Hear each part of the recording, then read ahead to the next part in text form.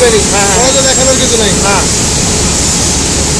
যখন machine run করার আগে মানে স্প্যান্ডার রান করার আগে আপনি আগে টেস্ট শিট দেবেন ওই গ্রুপে, তারপর গ্রুপ 1 2 যেটা হোক ওটা আপনি দিলে হবে। স্টার্ট দিয়ে আপনি ওকে করবেন, ঠিক আছে।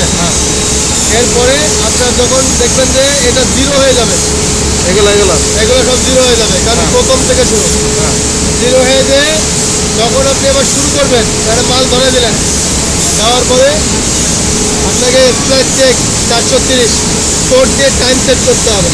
কত সেকেন্ড পর পর আপনি ইন্টেনশনালি টাইমটা কোথায় দেয়? নিচে 6 second.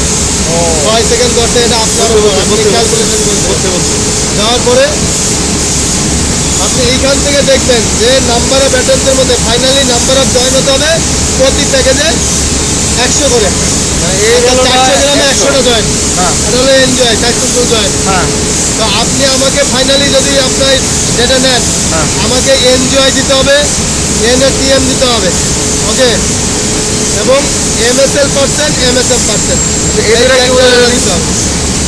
MSL miss by splicer misses আর splice by monitoring card, okay. তো এই 4টা ডেটা কিন্তু আমাদেরকে দিতে হবে।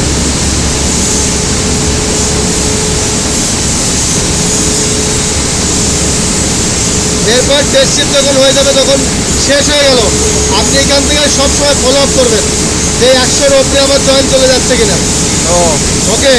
যদি যায় তাহলে ওখান থেকে কোড আবার বন্ধ করে দিতে হবে ম্যানুয়ালি। এবং আপনি যদি চান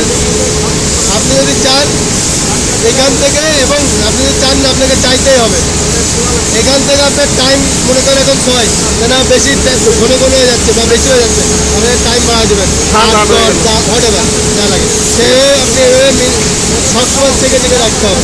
এবং এই ডেটাগুলো আপনার রাখতে হবে যে এনএসএলটি তখন বডি কেমন ছিল, বিশেষ করে জয়েন্ট এটার বডি কী ছিল, জেম এটাও কেমন ছিল, অর্থাৎ এখান থেকে দেখা যাবে জেম জেপি দুটাই। তো আপনি এটাও স্ক্রিনশট নিয়ে রাখবেন। এই ডাটাগুলো কিন্তু আমাদেরকে দিতে হবে, বুঝতে পারছি। যদি করতে পারেন তাহলে আপনি 16 জন বডি তৈরি আসার পরে আপনি সেটিংটাই করতে পারেন। হোয়াটসঅ্যাপে নোট দিলে আমি দিয়ে দিব, আর ওটা দেখা যায় এগুলো এইভাবেই করতে পারেন। শেষ তো না রাখলাম, কথা হলো কি যেন দেখা যাচ্ছে কি চেঞ্জ করতে